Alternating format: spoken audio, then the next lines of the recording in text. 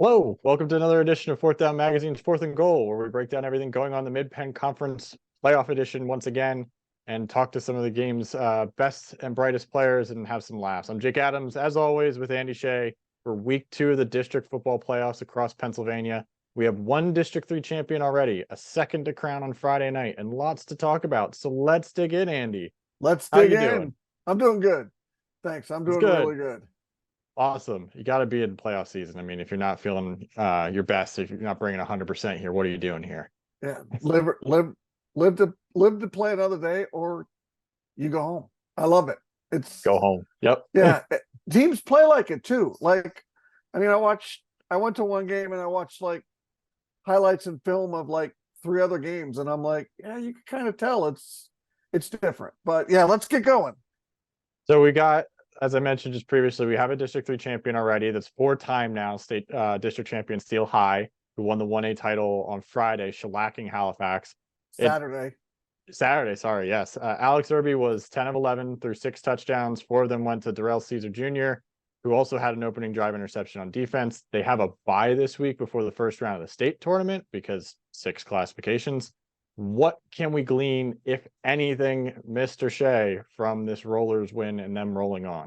Nothing. You didn't get anything out of this that wasn't expected, but that doesn't change the simple fact that all they did by winning the district title was affirm that they are clearly the class and the team to beat in Class 1A. This isn't up for debate. It's not up for debate. They're the defending state champions. They have an FBS recruit at the quarterback who's the leading passer in state history for yards and touchdowns, who made his commitment last week and said he's going to Navy. Go Army, beat Navy. Sorry, had to throw that in there. But at the 1A level, impact players at the skill positions who are FBS recruits, they make a huge difference. Plus, they have a running game that can pack a punch and hit you in the mouth as well. I swear they have to be averaging at least 1 or maybe 2 touchdowns a game. They're called back, and it doesn't impact them. Most of their key players have walked this journey before. They're the defending state champs. They know they know what is going to be asked and acquired of them. And it looks like right now, Alex Irby is just in complete control of this offense. He's not calling the plays, but he's running the show. I mean, it's almost like it's as close as I've seen in a long time to a high school quarterback who could literally run the offense without anybody telling him what plays to call. And I'm not saying that's because his dad's making bad play calls or they're not. Yeah. They don't have an idea what they're doing. Like, he's in this spot that it's just like he is playing at such a high level right now. They're by far the 1A team to beat in the state. I used to make jokes all the time that Cumberland Valley players were born into the wing tee. They were handed the playbook at birth on the table, and that's the system they learned. Irby was probably the same way. He probably was handed the playbook by his dad shortly after he was born, and he's known this thing from day one. The first words he probably read were the playbook. I kid, obviously, but yeah, he's so ingrained in the system, and understandably so. He's a coach's son, which every college recruiter is going to love to see, and I'm sure Navy is going to be really excited about getting him into campus next year. Pivoting a little bit, there's now a whole lot to dive more into on that game. We've got the 5A field here. What a comeback by Hershey. You were at this game last week. 4 TDs for human battering ram Angel Cabrera, counted for basically all of their points. Nearly 230 combined yards from Derek Guzman, both receiving and rushing, and a 28-27 win over Exeter Township, now a date against top seed New Oxford in this weekend's quarterfinals. After watching that game live, does that win inspire confidence ahead of this quarterfinal, or do you come away with more concerns about Hershey being able to pull off "quote unquote" an upset? We've already talked about 5A. Yeah, it is wide open. It is. There are no clear-cut favorites. I think Ocalico is the favorite in the entire field that's remaining still. But can Hershey win this game? Yeah. Are they going to have to play well? Yeah. But I mean, what a comeback. I mean, they needed some help, right?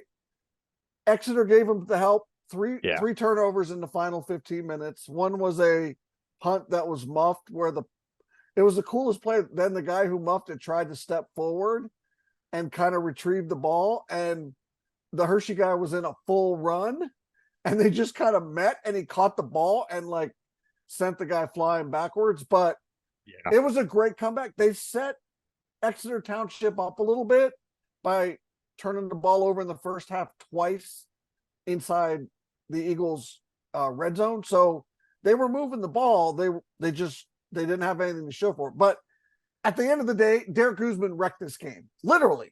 He literally wrecked this game. Yeah, Angel Cabrera scored the 4 touchdowns. Derek Guzman wrecked this game.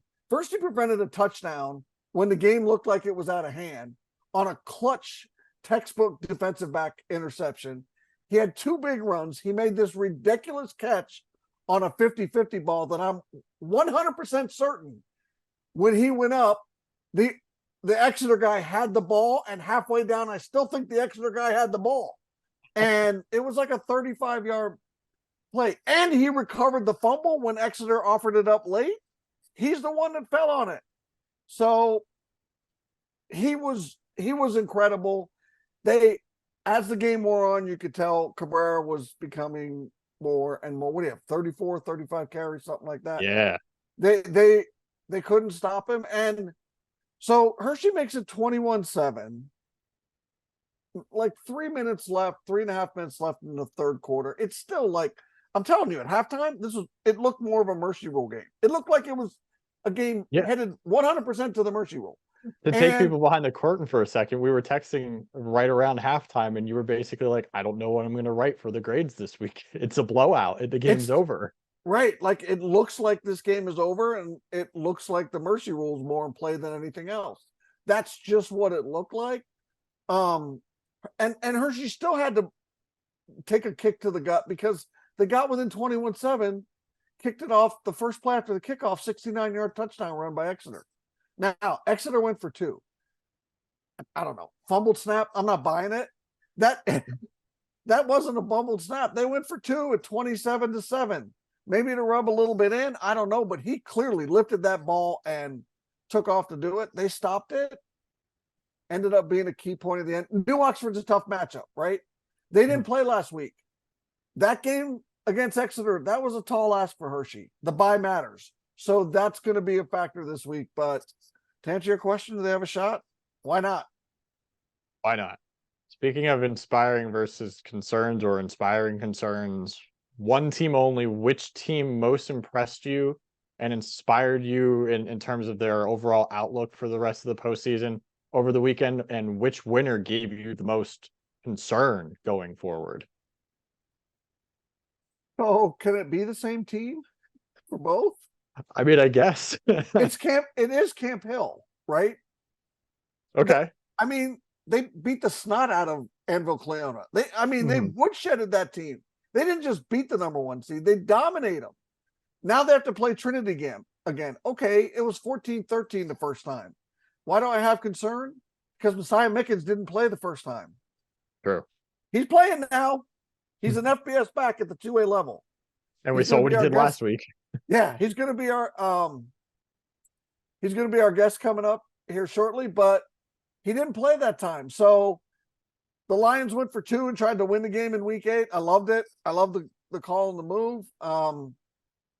But he makes a difference. And obviously he's not going to ever be 100% this year, but he's a little better now than he was then because he'll actually be on the field. So I think that one, another team winning going forward, West Perry, they didn't play well at all. They won the game comfortably, fairly comfortably against Bermudian Springs. It shouldn't have been even that close. They didn't even bring anything close to, they probably bought their B- C+ game at best last week. They can't even bring their B game on the road to Lancaster Catholic because then they'll have absolutely no say in the outcome. So they know it. They know they have to play better. They know they can play better. I think that Steel High loss took a lot out of the Mustangs. It's time to get that thing and flush it in your U-Haul in the rearview mirror. They need to bring their A game to Lancaster Catholic. They do. It's definitely a 50-50 toss-up game. Well, Andy already spoiled it. We'll bring on our guest here, Messiah Mickens, the Penn State recruit here in a second. Our guest this week is Trinity sophomore Messiah Mickens. The running back has battled injury all season, but put up some gaudy numbers despite that. 105 carries, 961 yards rushing. That's 9.2 for you mathematicians out there. And he's got 14 touchdowns as well. He's committed to Penn State already, has a handful of highlight runs every week, it seems. And now his Shamrocks face arch rival Camp Hill in the District 3 Class 2A championship game Friday night at the friendly confines of Cobo Field. Messiah, welcome to the show. Thank you for joining us. How you doing? Thank you for having me. I'm doing great.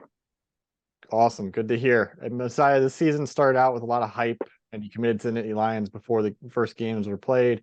A monster couple of games to start. Then you've had some nagging injuries that have limited you off and on for the past 2 months. Then you put up big numbers again Friday in the district semifinal. Yeah. How would you describe this whole experience that this season has been? Honestly, just I feel like it was all mental for me. Just me knowing that there's gonna be injuries along the way, knowing that it's football. So me just battling through a lot of stuff and just keeping my head, knowing that I'm a ball player. So regardless, I know when I'm healthy, I know what I can do, and even battling through injuries, so knowing I can play through both. Gotcha. Did you have to like lean on anyone, or was there anyone in particular that helped guide you through this?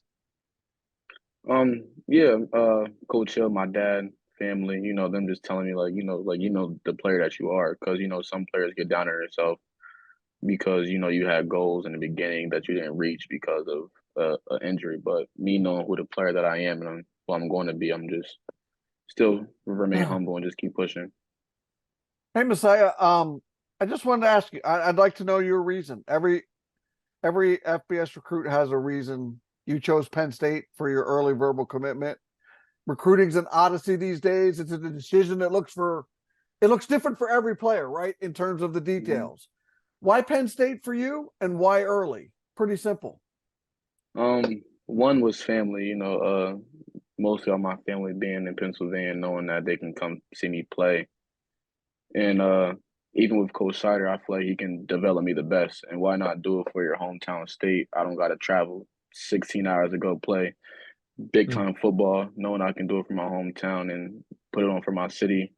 And honestly, just yeah, even Coach Franklin, just the love that you get when you come from there. They show you a lot of love and just they a lot of grades with them too. They want you to do good in school and on the field. So just it's just like an all around. It doesn't get better than that, honestly. All right. Hey, I know Jake hit on the injury, and by the way, I just want to point out that for the season, you're still averaging 9.2 yards a carry. I just, I'm like, that's stupid with the injuries that you've been dealing with. I saw you Yeah. guys. I saw you against West Perry, and the best term I can use to describe what you've been dealing with is that you were extremely limited. I mean, you couldn't plant, you couldn't really cut. A large part of what is part of your arsenal and the weapon that you are as a football player was compromised, and it's been compromised for a good chunk of the season. Having said all that, what are Yeah. some of the things you've had to adjust to and learn about yourself during this limited season that is obviously far from over, but you've had to probably learn a lot about yourself and adjust to some things that might not have been on your radar? Can you share a little bit about that? Yeah, honestly, just knowing your body, knowing what your body can handle, knowing what your body can take, even with recovery, eating right, good diet, and just mentally staying into it, like, not missing rehab, things like that, and also just keep persevering. Most guys would have just let their head hang and they think it's over, and just me, I just kept my head high, gave it to God, and just kept going. It's you're kind of similar to your journey this season. It's been kind of a heck of a turnaround for the Trinity program in the last few years. It was a kind of a capital also ran for a few years before Coach Hill came on. Then you guys make that surprising state run last year when you're a freshman, and going into this year, that means you have a whole lot of expectations that are following you throughout the season. Is there a moment that has stood out to you during your 2 years on the varsity team that kind of exemplifies this program's ability to turn around, whether it was something that happened in a game or in camp or the off season, just whatever it may have been? Is there a moment that kind of sticks in your mind? Definitely, just it's a different culture now. Just with the team that they had before it was losing. When you bring new coaches and new players, the expectation goes higher. Just to everybody. Like one thing that we do a lot is compete.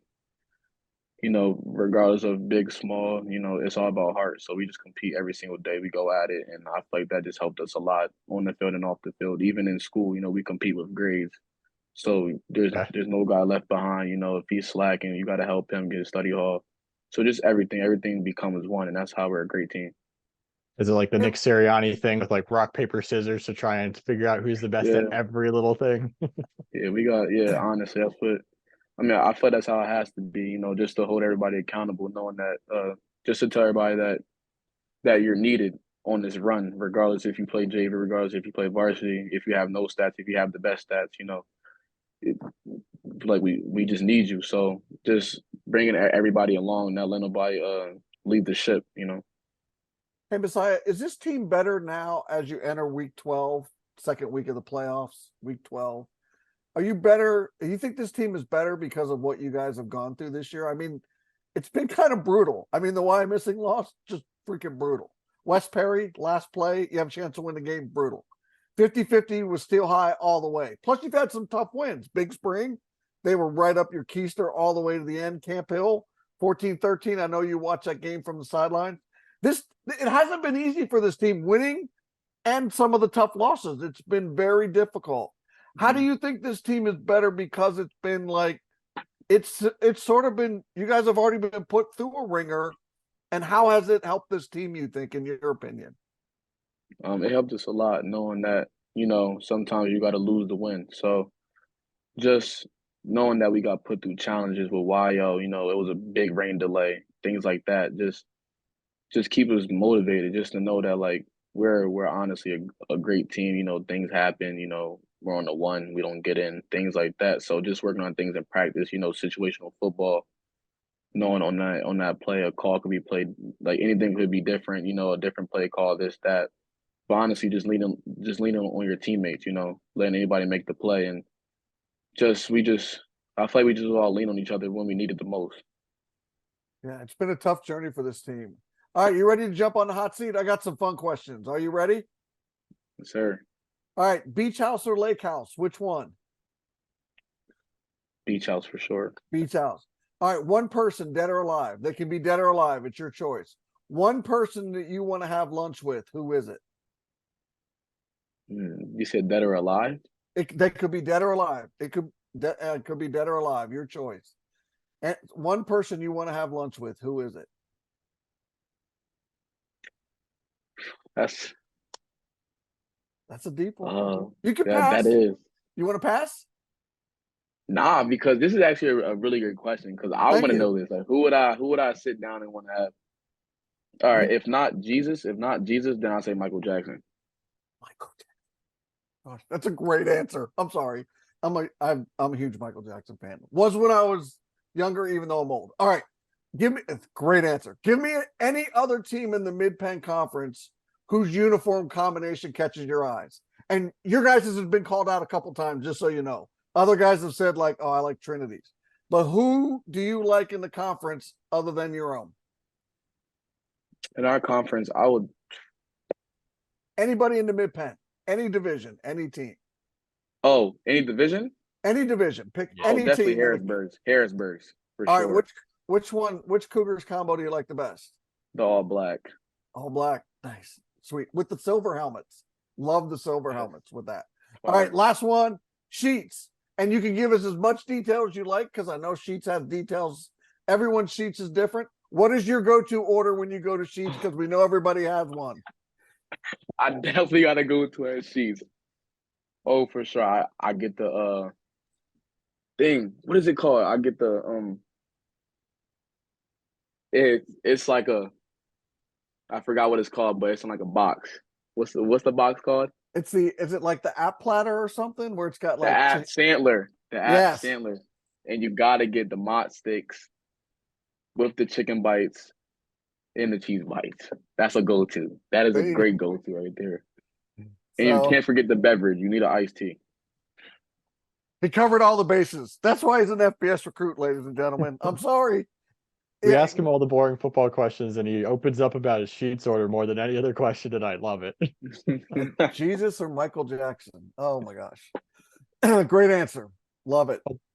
Thanks, Messiah, for joining us. Good luck this week and however long the rest of your season lasts. And obviously, good luck the rest of your high school career as well. You know, I know it's going to be the end of the year here, and we probably won't get a chance to talk with you again here before the end of the season. But good luck and thanks for joining us tonight. Yes, sir. Thank y'all. Stay healthy. We'll see you Friday. Yes, sir.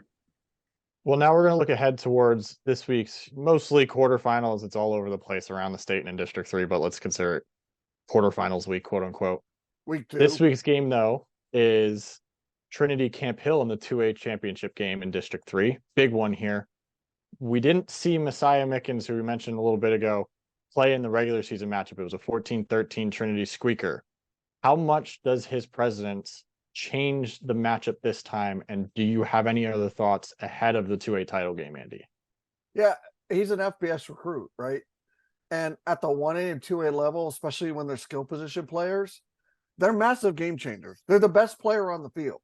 And he's going to be the best player on the field who's going to touch the ball. What did he go? You figure at least 18 to 22 times between rushes and receptions. Yeah, just about. I'm just going to say, I'm pretty sure it'll take more than 15 points for Camp Hill to register an upset, right?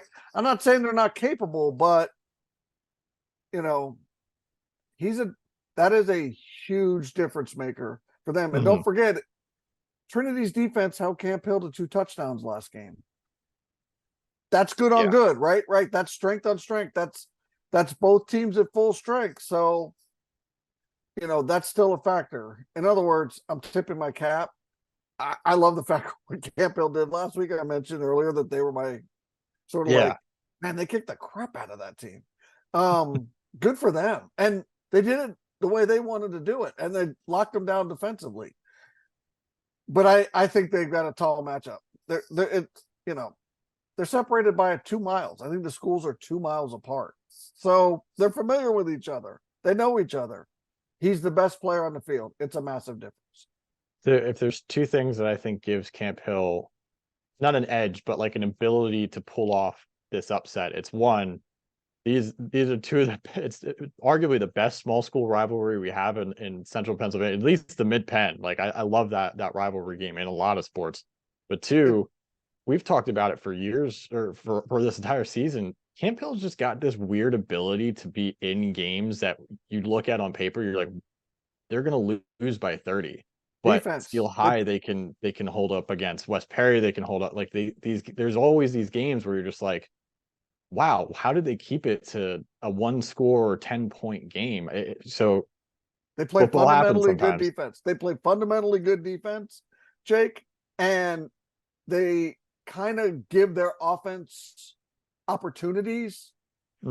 And I mean, they'll give up some points, but they're not going to get run over. They're not going to have a 49 spot dropped on them, you know, two times in a month by anybody. So I think for this particular team, it's the defense that keeps them in the game and allows their offense to sort of, you know, do its damage. And last week, Anvil Cleona didn't bring a lot offensively to the table. It was more a level playing field, and they did it on both sides of the ball. They threw for almost 300 yards, and defense shut them down. So, but they're built around defense.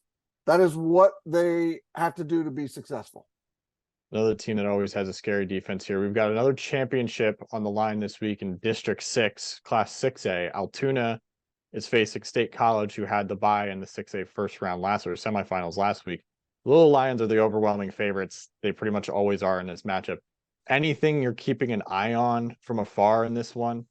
Yeah, it's a couple Commonwealth teams. I mean, they played in September, but I think both teams are in kind of different spots, right? I would argue that Altoona overall and holistically, you know, what are they? I think they're 5 and 6. They're much better off than when these teams met in September. I'm not sure State College is even at the same level, and they're definitely not better off than they were in September, especially the way that the last 3 weeks played out for them. I mean, they lost 2 of their last 3 games, and their win was over Chambersburg, 21-14. You know, they lost to Cumberland Valley, they lost to Central Dauphin, and then they beat Chambersburg 21-14. So that is ship gone sideways. The first meeting was 49-7. The Little Lions are struggling offensively. There's no doubt about it.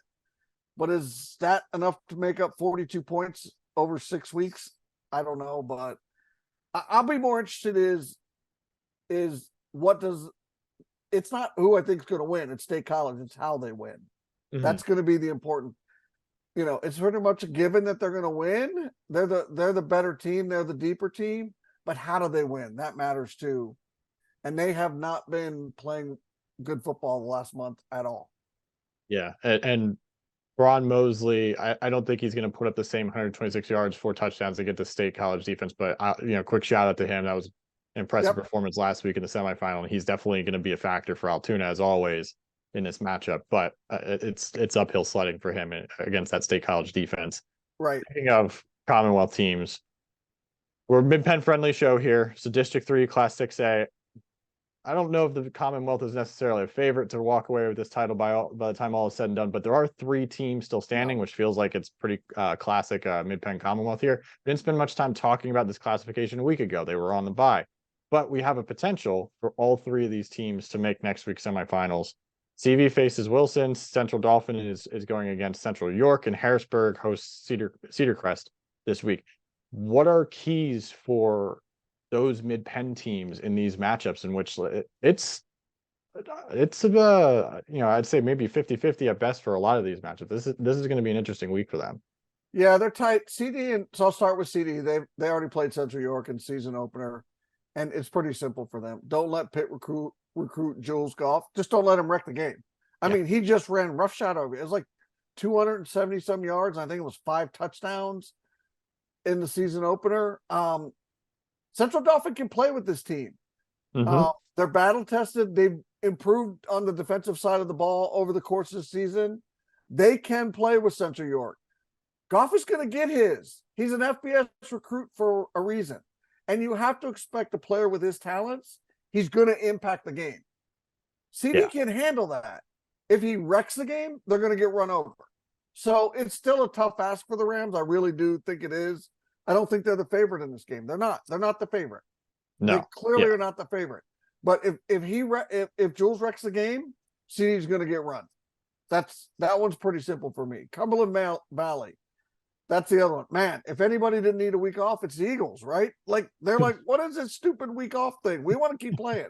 So we've talked about it. Cumberland Valley started 0-3. They have quality losses. Wilson also has quality losses, right? They're 7-3. They lost to Roman Catholic, Central Dauphin in overtime, and Manheim Township by 15 in week 10. So they played well in week 10. The key for CV is they can't play from behind. Yeah. I see this game has serious potential to be, sort of a defensive game. And I think if Cumberland Valley can stay in the game or even be ahead, if it comes down to the last 8 minutes where the game's going to be decided, Cumberland Valley knows exactly how to navigate. They are the favorite. But if Wilson gets away from them, it's a hard chase for Cumberland Valley. That's what the key in that one. And then Harrisburg. Okay, here's my factoid for Cedar Crest. Yes, the Falcons are 8-2. They've got a seed because of the power ring. They played one team. They beat exactly one team that finished the 2023 season with a winning record.